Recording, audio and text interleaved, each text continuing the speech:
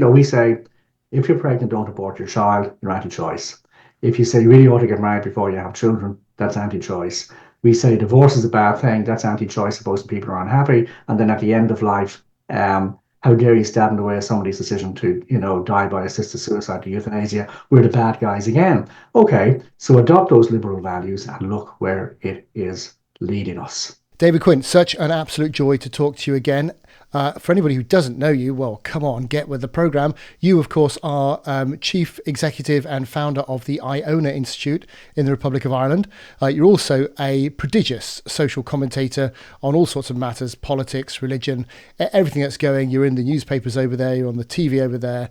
You really are front and centre in some of the major debates that are being had. So it's a real joy to talk to you again. And I want to talk to you, if it's okay, just for a few moments about a report that the Iona Institute has recently published, a report around marriage and around the decline in marriage and how we address what's happening in the Republic, same as over here, same as everywhere else, plummeting birth rates, and how we deal with that. I wonder if I can just ask you first of all, though, whenever I talk or say anything about birth rates or we publish anything, I always get a few emails back saying the Earth's overpopulated, we could do with fewer people, so what's the problem? How would you respond to that? Okay, so thank you, Tony. So first of all, for your viewers and listeners, the paper that we've gotten out recently is called Religion, Marriage and Fertility, Shall the Religious Inherit Ireland? And it could just as easily be asked of Britain and many other countries. So it's based on a book that Eric Kaufmann, who again might be familiar to you and some of your viewers and listeners, he's an academic based in Britain, and he wrote a book in 2010 called Shall the Religious Inherit the Earth? And I remember that caught my attention at the time. So we decided to have a look at the issue of so what are birth/fertility rates like among different sections of the population? Now I'll come back to that. That's just the kind of scene set, and we can go into the detail a bit more. But in answer to your question, well, isn't the world overpopulated? So isn't it a good thing if birth rates are fallen and the fertility rates have fallen so drastically? And the answer is, if you go back to the 60s and 70s, there was this huge scare about the population bomb. And anybody old enough will remember this very well. And there was a guy called Paul Ehrlich, I think is how you pronounce his name. He's still around. And as a kind of young academic, he became very famous for saying, I think in around 1970 or 72 or something, that the world was massively overpopulated, that we had already lost the battle to feed the world because we were growing our population faster than we could grow food. And therefore, and he said this with complete confidence, hundreds of millions of people were going to die. And this was already baked in. And this, by the way, became as huge an issue for the entire political establishment, starting with the United Nations on down at the time, as the climate change issue is right now. It was said with absolute and complete confidence. And it was because of this scare about the population bomb that countries like China introduced this one-child policy, which I think began in about 1980, because they thought they were going to lose the battle to feed this population. And by the way, places like South Korea and Japan and Thailand also were terrified about these predictions, and they brought in really strict birth control programs, and were trying to convince their population, you've got to have less children, otherwise we're in big trouble. And of course, India in the 1970s under Indira Gandhi had forced sterilizations because they became so terrified of population growth. But the kind of population bomb meme or myth, if you like, has become so deeply ingrained that people still tend to believe it today.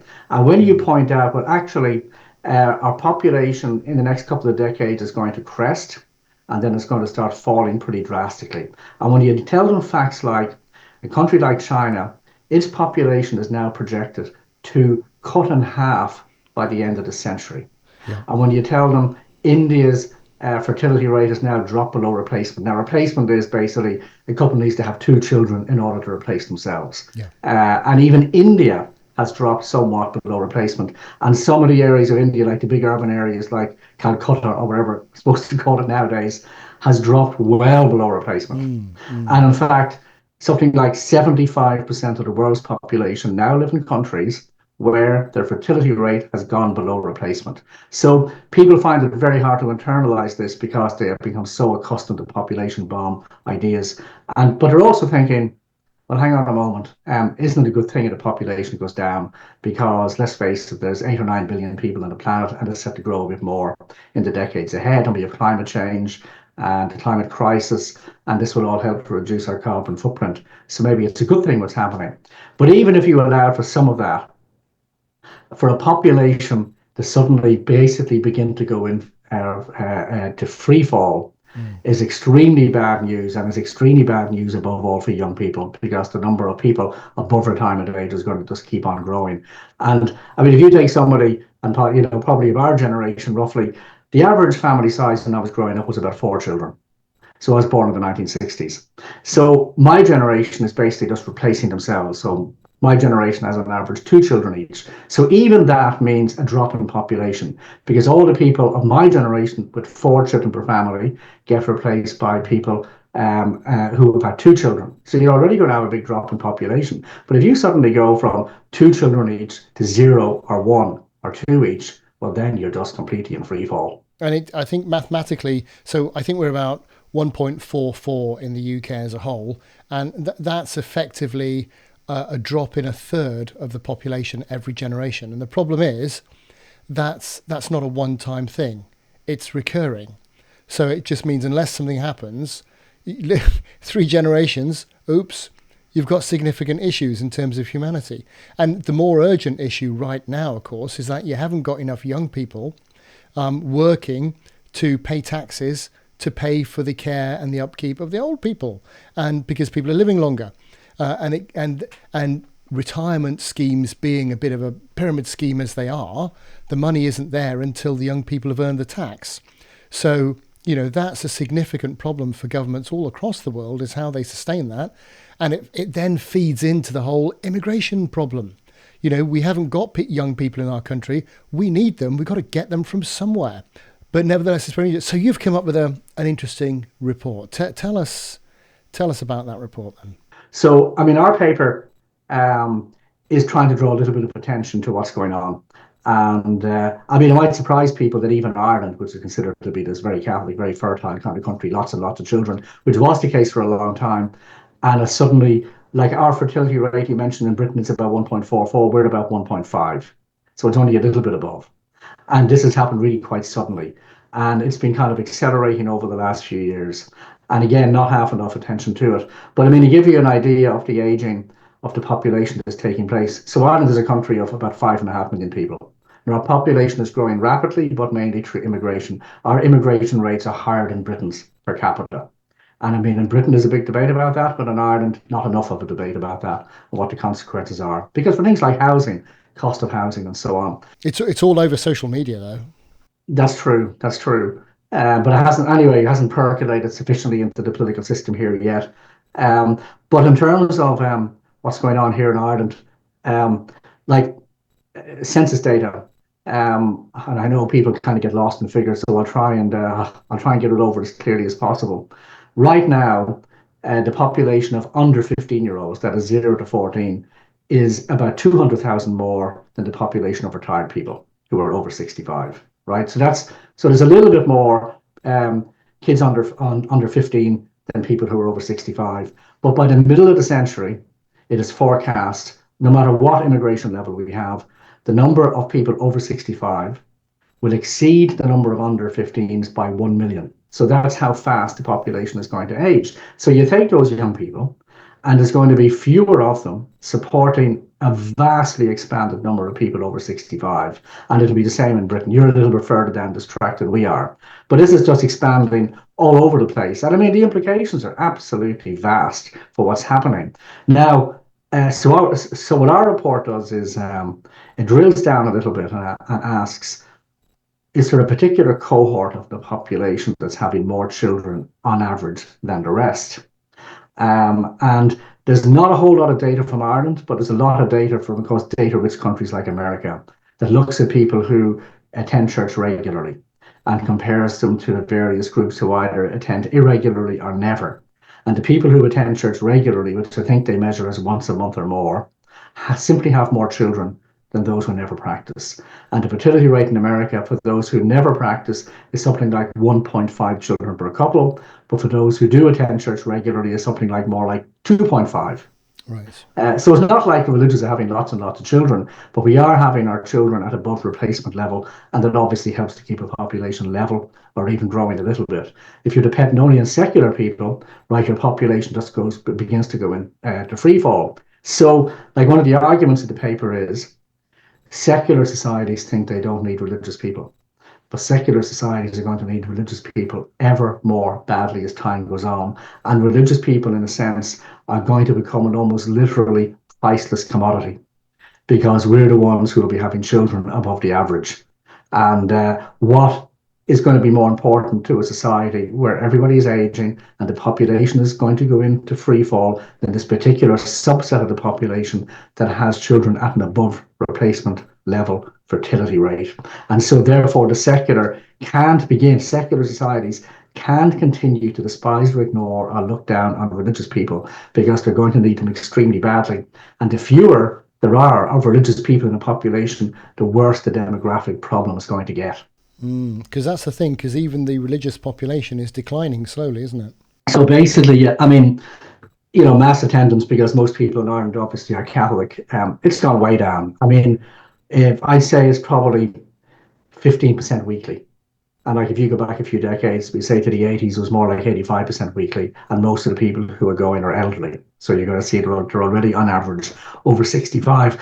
Um, so if you're reliant on religious people to keep your population at least steady, you're not going to be able to do it. But what I think is going to happen as the decades pass and populations begin to completely nosedive, if you were to do a color coded map of the world by age, and we say deep red means over 65 and green means young families. So you do this color coded map, I think you're going to find that most of the world is deep red, but there'll be pockets which are green.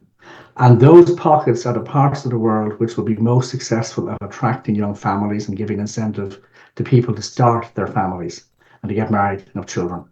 And I think as well, what's going to happen as the years pass by is there's going to be absolutely ferocious competition to attract young families to your area in order to balance out the demographics. And if you are a young couple and you're thinking, I want to start a family and have children, and you're looking around and you see the appalling demographics in the place where you're probably going to be living at that point, you're thinking, I can't expect my children to grow up in a world where they've got to pay for these enormous pension and healthcare bills for the gigantic number of elderly people that are in the population. That's unfair on them. How are they going to start a family? So you will be looking for parts of the world where they are very young family friendly and where there's lots of other young families about. So I think what you're going to see is a migration of these young families, and I think those young families are going to be disproportionately religious to certain parts of the world who can successfully attract them. So I think as the years pass by, and so those kind of young parts of the world, so to speak, I think are going to be disproportionately religious, which is why the paper is subtitled "Shall the Religious Inherit Ireland?"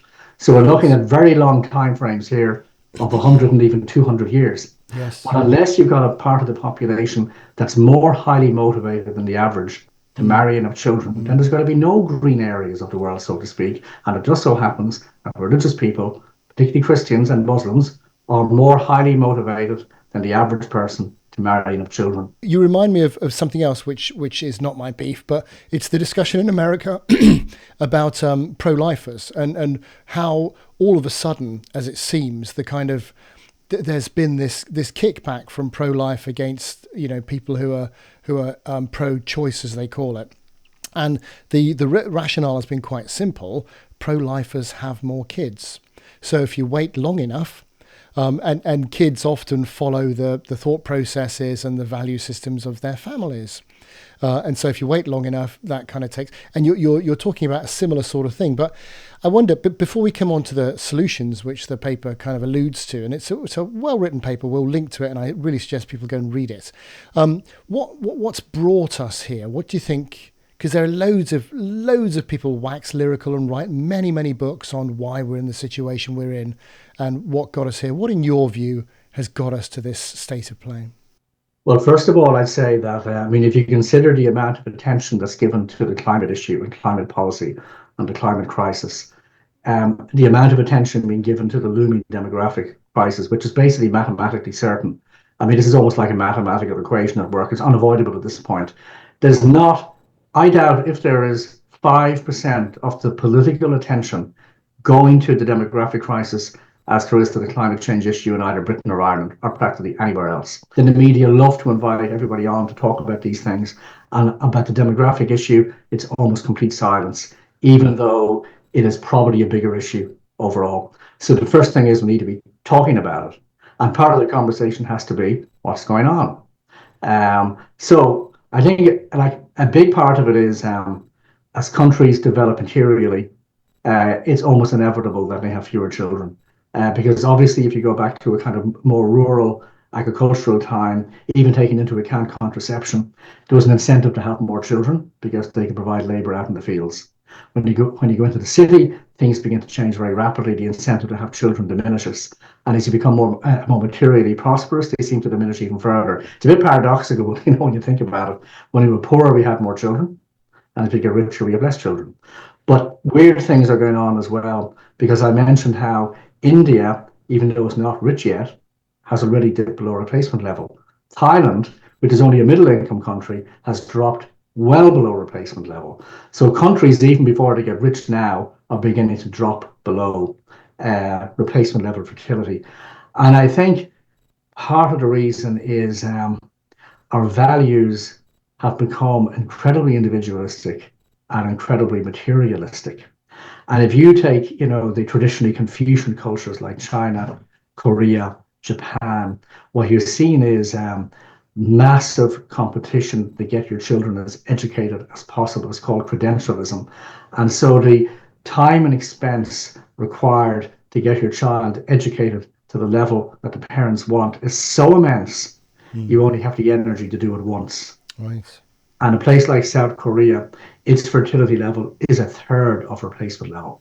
Interesting. I mean, that's simply hard to contemplate. In China, it's dropped down to about 1.1, and Japan is about 1.3. They're the furthest down this road than we are. Because when people see the sheer volume of older people, what are they going to be thinking?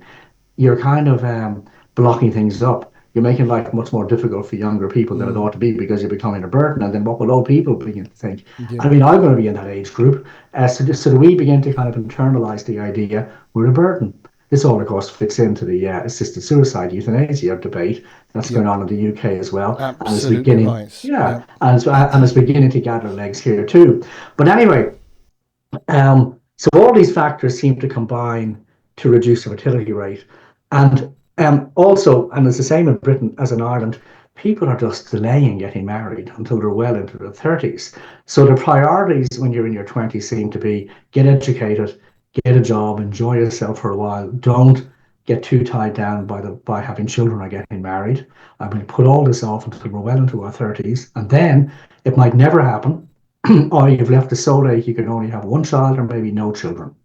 So our kind of lifestyle priorities and the life script that we follow now tells us be as free as possible for as long as possible and don't settle down until well into your 30s, as I say. So in Ireland in the 80s, the average woman got married at 24 and the average man at 27. Now the average woman is about 35 and the average man is about 38. How much time have you left in your life to have children at that point? Yikes. Yeah, it's hard work. Yeah. And the same thing is going on in Britain. I think your population is slightly younger getting married, but an increasing number of people aren't getting married at all. And, you can see people who have really done a deep study of all this. As marriage rates go down, fertility rates go down nearly in tandem with it.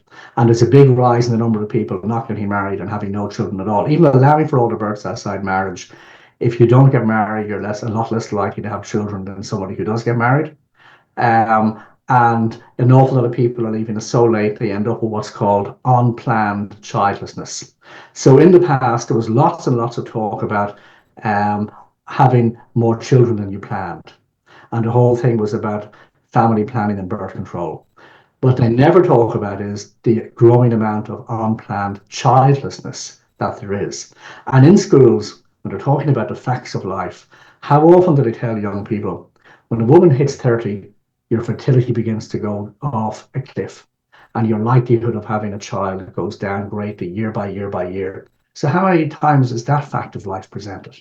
So they have, so they're So the life script I've been taught is get fantastically well educated, start your career, and enjoy yourself then as much as you can, and then begin to settle down well into your 30s. So that's the life script. But what they're not told is that life script might conflict with your other life script, which is eventually to get married and have children, because you leave it so long you can't fulfill the second life script. That's also something that they're not taught in school, that your life scripts, the two ones you've got, be as free as long as possible, but also eventually settle down and have a family. These life scripts can be radically in conflict. That nobody's been taught that. Yeah. And do you think this is just a natural progression of liberal democracy, or do you think it's something a bit more organized? Well, I think some of it is kind of a natural progression, and we can't simply put it down to liberal democracy because what's going on in China, when its fertility rate has dropped to about 1.1. So a lot of it seems to be to do with the kind of stage of economic development you've reached and how materialistic your life goals are. And materialistic life goals kind of are independent of whether you're a liberal society or not, because you couldn't really call China obviously a liberal society. Not Um, really. no, but at the same time, though, marriage rates there are absolutely plunging. I mean, there's in a single year in China, there's been a 20% drop in the number of people getting married. I mean, that's 1 year. I mean, that's just astonishing. And they're very unlikely to have children either. So this means the society is in deep trouble, which is why I said earlier that the population of China is projected to drop by half. There's only one part of the world where population growth is well above replacement level, and that's sub-Saharan Africa, where the average number of children is still four, five, or six. So it is again, it's projected while the population of China will drop to about 800 million by the end of the century, the population of Nigeria will grow to 800 million.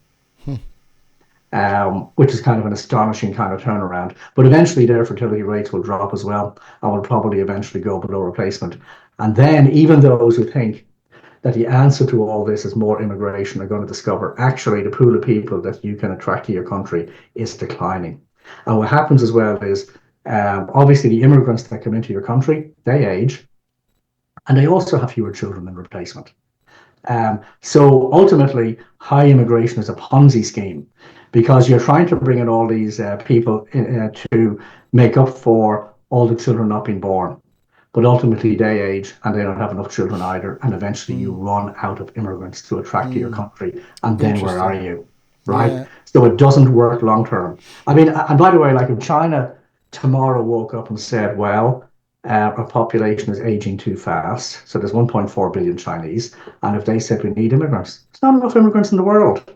And then India eventually, with its 1.3 or 1.4 billion people, I think India's actually passed out China a bit. So eventually its population begins to age. Where are they going to get all the immigrants from? Or Japan today, I think population of Japan is about 150 or something million. There's just not enough people to go around ultimately.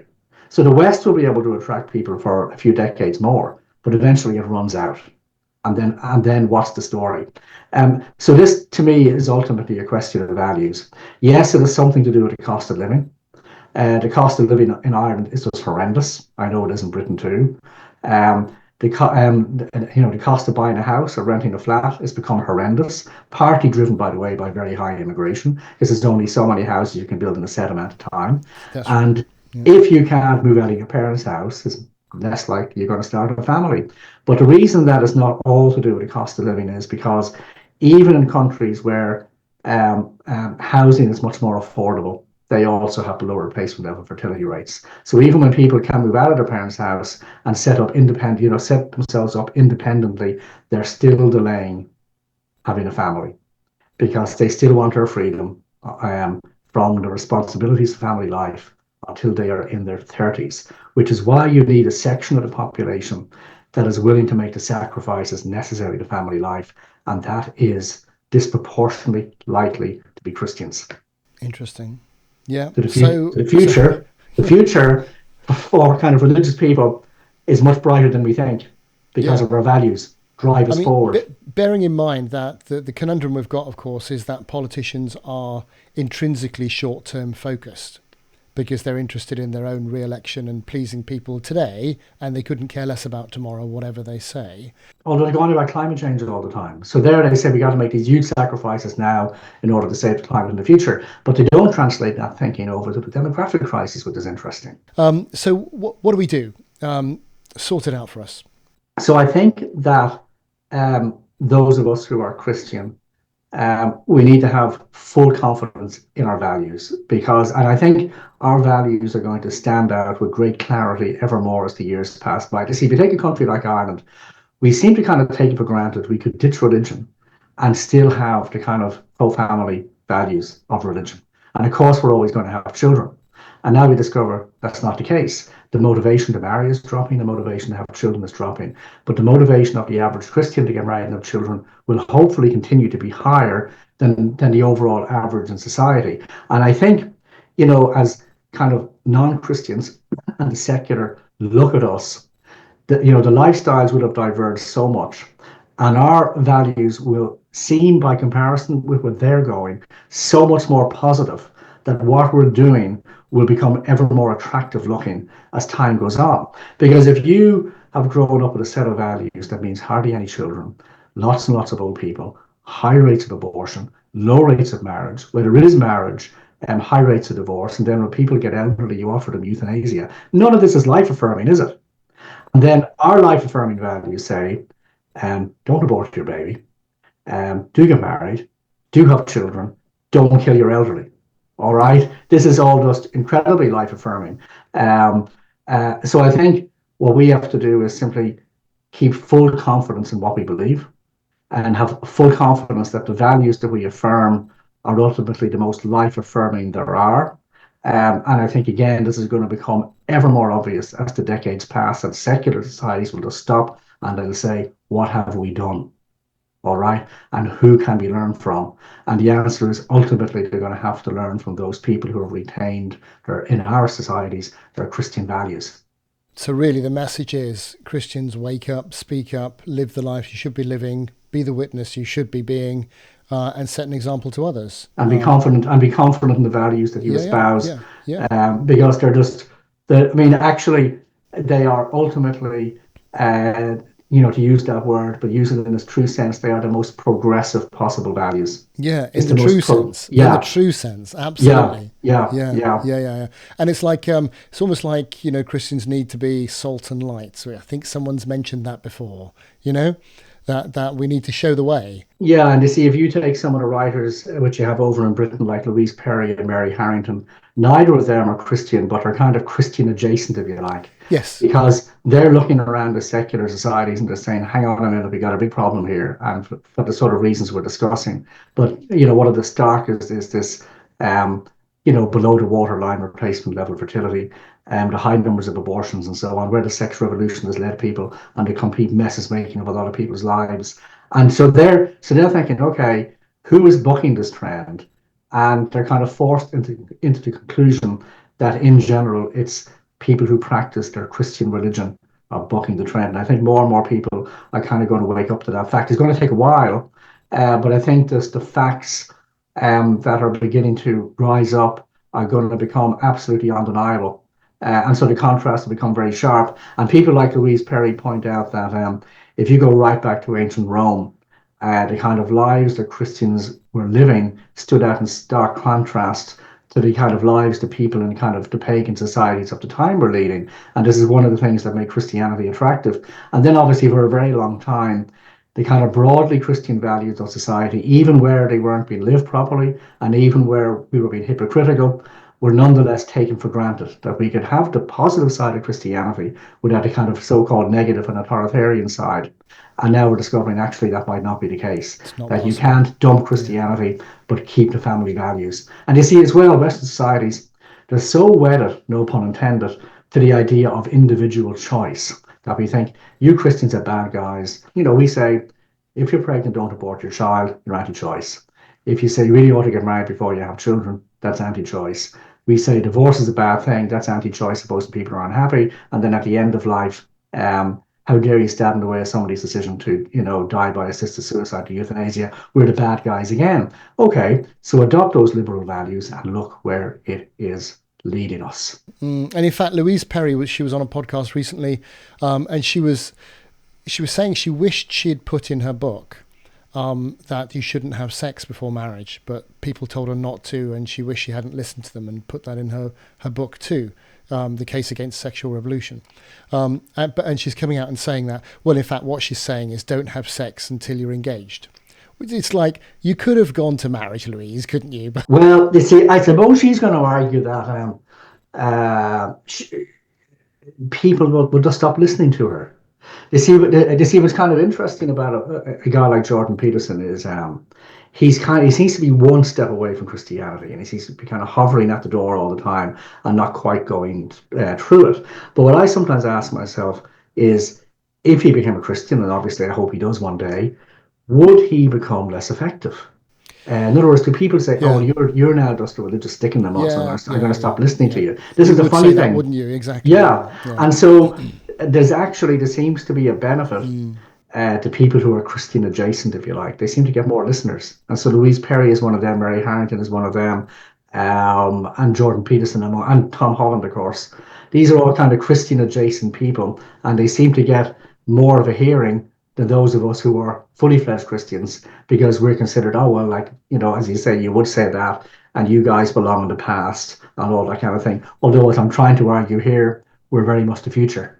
Yeah. You're such an encouraging guy to talk to, David. I love talking to you. Thank you. I would encourage people to look out what you read. I think there's an email list on the Iona Institute, isn't there, that people can join? If you click onto ionainstitute.ie and then look at the top right, you'll see the subscribe button for free. Yeah. And it may well be Republic of Ireland focused, but actually all the material is really good, and it's pertinent to the rest of the UK and, in fact, the rest of the world too. Listen, I'm so grateful for the report, grateful for what you're doing. Great to chat. Keep up the marvellous work. Thank you.